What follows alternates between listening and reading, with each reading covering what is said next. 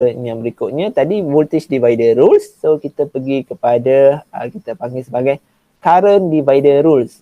Dia akan ada juga satu voltage divider, and then yang berikutnya adalah current divider rules. Okay, yang ni melibatkan kepada biasanya kita apply untuk contoh ada power supply, contoh kat sini.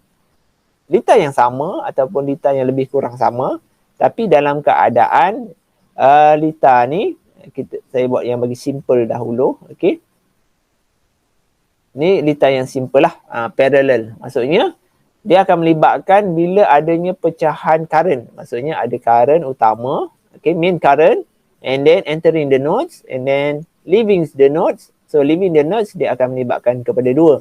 Maksudnya KCL, Kirchhoff current law, state that I entering, okay, adalah sama juga dengan I 1 campur dengan I2. Maksudnya yang ni IT lah, I total dia, okay, ataupun I equivalent untuk total resistance. And then kat sini dia punya EMF lah, EMF 1 saya letak lah kat sini 12 volt juga. Okay, so nilai resistance R1 kat sini dengan sini R2. Untuk R1 saya letak 6 ohm, yang ni saya letak 9 ohm. Okay, 9 ohm. Okay, ataupun yang paling mudah saya letaklah kat sini 4. Okay, 4 ohm. So Kirchhoff current law state that current entering adalah sama juga dengan current leaving. Kat sini current yang berpecah adalah 2. So I total sama juga dengan I1 campur I2 kat sini. Bila kata gunakan konsep current divider rules, okay, kita boleh gunakan nilai rintangan yang sebelah. Maksudnya contoh kat sini, kita nak cari I1, okay. Bila cari I1, kita boleh gunakan sebelah punya resistance. Maksudnya kita gunakan R, kat sini R1 kat sini. Sorry, saya letak sini R2, kat sini R1 lah. Maksudnya I1, R1 kat sini. Tak adalah confuse sangat kat sini. Okay. Alright, so untuk cari I1, okay, kita akan gunakan resistor sebelah dia. Maksudnya, nak cari R1, I1 sama dengan R2 bagi dengan R total. R1 campur dengan R2. Kalau ada 3, kita gunakan 3 lah atau 4. Kalau dalam keadaan parallel. Syarat dia dalam keadaan parallel ataupun dalam keadaan selari. Kalau dalam ni, konsep dia mesti dalam keadaan series sahaja. Okay, lain daripada series tak boleh lah. Okay. So ni dia kena apply pada tempat-tempat tertentu dan keadaan-keadaan tertentu lah. Okay. So untuk cari I1, R2 tengok kat sebelah sini, R2 kat sini. So R2 duduk sini. Okay. So kita nak cari I1. So kita nak cari I1, kita gunakan R2 perkan dengan R2 dengan R1 kat sini. And then kita boleh kali dengan dia punya nilai IT. Okay, tapi maksudnya dalam kes ni, you boleh tentukan nilai IT dahululah. Tapi dia akan bertambah lah step dia. Ni konsep untuk current divider rules lah. Okay. Dalam kes ni contoh kalau dah diberi kat sini, adalah jumlah current yang ada lah. Okay. So kalau konsep yang kita dah belajar untuk cari IT, gunakan EMF ataupun voltage lah, EMF 1 bahagi dengan R total. Okay. So dalam kes ni, bila kita nak simplify circuit ni untuk jadi R equivalent, ni dalam keadaan parallel kan. So dia akan jadi 12 bahagi dengan jumlah keseluruhan resistance yang ada kat sini. Okay. 6 kali 4, 24. 24 bagi 10, 2.4 lah. 2.4 ohm kat sini. Ni 12 volt. So current dia adalah 12 bagi 2.4. Okay. So ni you akan dapat nilai I total. Okay. So dalam kes ni untuk current divider rules, so you boleh masukkan kat sini. R2 adalah 6. Okay. Kali 6 campur 4 kali dengan I total kat sini. Maksudnya you akan dapat 12 bagi 2.4. Kena ada calculator kat sini.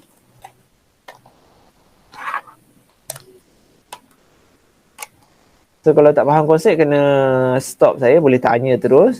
Okey, tak perlu nak tunggu soalan. Okey. 12 bahagi dengan 2.4 kat sini you akan dapat 5. Okey. You akan dapat 5 ampere. So maksudnya kat sini you boleh cari dengan 5 ampere. Maksudnya gunakan nilai ohm 6 ohm. Tapi dia syarat dia kalau current kat sini you kena cari yang silang dia, sebelah dia. Okey. So you akan dapat 30 bagi 10 dapat 3 ampere. So current yang lalu dekat I1 adalah 3 ampere. And then untuk I2 kita tengok kat sebelah ni. Nak cari I2. I2 kat sini kita tengok nilai redangan pada R1. Maksudnya dia bersilang. So R1 campur dengan R2. Okay. Kali dengan IT kat sini, I total. So you akan dapat nilai 4 bahagi dengan 6 campur 4 kali dengan 5. So you akan dapat 20 bagi 10 dapatlah 2 ampere. Okay. So kat sini you akan perasan nilai total current dia 3 ampere I1. And then untuk I2 you dapat 2 ampere. So total dia adalah 5. Sama juga. So ni adalah konsep current divider rules. Okay. Ada soalan yang melibatkan kepada ini adalah 2 branch. Okay, maksudnya ada 2 branch. Maksudnya 2 resistor. Kalau 3 resistor boleh dengan syarat dia dalam keadaan parallel. Okay. Contoh ada satu lagi kat sini. Ambillah contoh yang lain. Contoh yang lain yang melibatkan kepada data parallel. Okay, 1, 2 and then 3 sebagai contoh. Okay. Kat sini ada R1, R2 dengan R3. Okay. IT kat sini. IT. And then EMF 1. Okay. So kita boleh tentukan nilai current untuk setiap litar ni. Okay. Okay, current yang masuk ke sini, current yang masuk ke sini, current yang masuk ke sini, current yang masuk ke sini. Okay. Kita boleh tentukan dengan nilaian CDR. Dalam kes ni kita tahu bila kata ada junction kat sini kat sini just wire saja. Bila kata wire saja, so kat sini keseluruhannya adalah nilai common. Maksudnya nilai currentnya sama saja. Maksudnya dia akan pecah kepada 3. Kalau kita lukiskan balik litar ni, so dia akan jadi bentuk yang lebih kurang. Maksudnya kat sini akan jadi 1 resistance, okay. And then 2 resistance, okay. And then dia pergi kepada 3 resistance. So dia adalah konsep yang sama lah. So current dia akan berpecah kepada 3. Okay. So kat sini IT, kat sini akan ada I1, I2 dengan I3. So yang ni kita boleh apply gunakan current divider rules. Okay, kita boleh gunakan current divider rules. Current divider rules yang saya ajar tadi, untuk cari I1, you boleh gunakan nilaian ni gabungan lah. Tapi dalam kes ni masalah dia, dia tak boleh. Okay. Tak boleh jadi 3. Sebab apa? Okay. Kalau 2, you boleh pilih salah satu. Kalau 3, masalah dia kat sini, kita kena combinekan dia jadi 2. Okay. Dia kena jadi 2 juga. So syarat dia, so current divider rules hanya boleh digunakan untuk 2 resistor in parallel. Okay. Kalau lebih dia tak boleh lah. So kalau lebih you kena combinekan salah satu ni untuk jadikan satu saja. Maksudnya kat sini R2 parallel dengan R3 untuk jadikan hanya ada 2 sahaja resistor. Barulah boleh tentukan current. Itu kelemahan dia lah current divider rules ni. Okay. So current divider rule ni hanya untuk 2 resistor in parallel. Okay. So ada soalan setakat ni? Tak ada, sir. Tak ada. Ada berapa orang je ni? Ada Sir, macam mana Sir kira laju? Ha? Macam mana kira laju? Tadi yang Sir dapat RT lajunya. RT? Yang 2.4 lah. Macam mana Sir kira laju? Saya tekan-tekan. Betul lajunya. Yang ni konsep dia gunakan mathematics juga. Bila kita kata 1 per, okay, kita tahu 1 per RT sama juga dengan 1 per 6 campur dengan 1 per 4. Okey. Dalam kes ni kita nak terbalikkan, betul? Okey. So bila nak terbalikkan, kita biasa kali apa? Samakan pun bawah kan? Kalau samakan bawah, dia akan jadi apa? Sini kali 4. 4 sini kali 6. Bawah 24 kan? So 24. Kalau kita dah terbalikkan siap-siap, kita nak dapat RT kan. So jadi 24 bagi dengan 10. 10. Itu konsep dia. Boleh ya? Boleh. Okay. Just match sahaja. Okay. So untuk 2 je lah. Kalau 2 resistor boleh campur macam tu. Okay. Untuk parallel. Right. So kita teruskan lagi. Untuk 2 loops. Yang menyebab. Sir. Okay. Ya. Sebelum tu. Yang combine tu macam mana nak combine dia? Ni. Yes. So yang ni abaikan je lah untuk yang ni. Sebab kalau combine pun you dah buang masa kat sini sebenarnya. Tapi kalau nak combine ni, just R2 dengan parallel sajalah. Contoh okay. R1. Okay. Kat sini ada R1. And then yang ni adalah combination of R2 parallel dengan R3. Itu sajalah. Tapi okay. kita tahulah nilai. Contoh kat sini tadi, 4 dengan 6. Berapa? 2.4. Automatically lah. Contoh kat sini 3. Ni 3. So, you bolehlah kira juga current yang masuk kat sini. Tapi, salah satu ni kena combine lah. Maksudnya R2 dengan R3 kita nak combine kan. Dia jadi macam ni. Lukisan mana? Lukisan mana yang tak faham? Sir, kan kena buka yang lukisan tu. Ni? Ya, masa tu tadi sir nak buka macam ni. Jadi macam ni?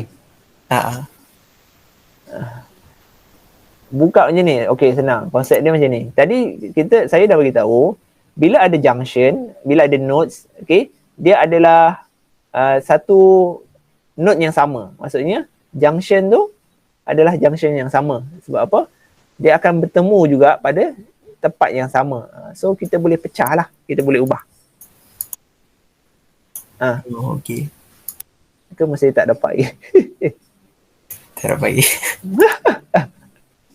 Tak apalah, kita tengok contoh yang lain. Example satu. Okay.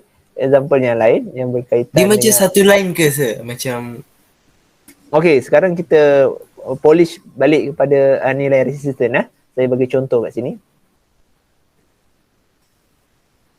Okay, one example ya. Ada satu resistor, 2 resistor, okay, 3 resistor, ada 4 resistor, and then 5 resistor. Okay, sekarang kita nak simplify lah. R2, R3, tapi jangan risaulah, tak adalah saya bagi letak macam ni dekat final. Ni just untuk nilai, untuk cari resistance saja. Okay, just untuk cari nilai. So syarat utama untuk kita solve untuk lita, okay. So syarat utama dia mesti kita tengok nodes dia dahulu, okay. Maksudnya junction dia, okay. Contoh kat sini junction yang ada, okay. Kalau you boleh join sekali untuk conteng dekat lita ni pun tak ada masalah. Kalau you ada pen ke, okay, ataupun you ada touchpad ke, you boleh join sekali lah, okay. So first step kita kena tentukan nodes ataupun junction. Okay, so kat sini akan ada satu junction, betul, 2 junction, 3, and then 4. Alright. So kalau you tengok kat sini, in between A dengan B ni, junction A dengan B ni ada resistance tak? Tak ada. Okay. So bermaksud A dengan B ni adalah satu junction yang sama. So you boleh combinekan. Sebab dia apa? Tak ada resistance in between A dengan B. So dia jadilah satu junction yang sama. Boleh faham lah? Okay, clear lah. Macam tu. And then berikutnya, untuk R2 dengan R3 kat bawah ni, tak ada resistance in between. So dia adalah junction yang sama. Okay, selesailah. So maksudnya R2 dengan R3 ni adalah parallel. Kalau kita lukis lita balik, okay, kita boleh tentukan maksudnya kat sini dia akan ada R2 bertemu dengan R3 pada junction yang sama. Maksudnya R2 dengan R3 ni bertemu pada junction yang sama sebab ni satu node yang sama. And then kat sini ada R3 dengan R4 dengan R5. Okay. So R4 pun bermula pada junction yang sama. So R4 kat sini, R5 kat sini. Okay. R4 dengan R5. Boleh faham yang ni? Oh, faham saya. So kalau macam kalau contoh macam 4 dia jadi 2, kalau contoh macam 6 dia jadi 2 juga ke? 6 maksudnya macam yang penting tengok junction ni saja.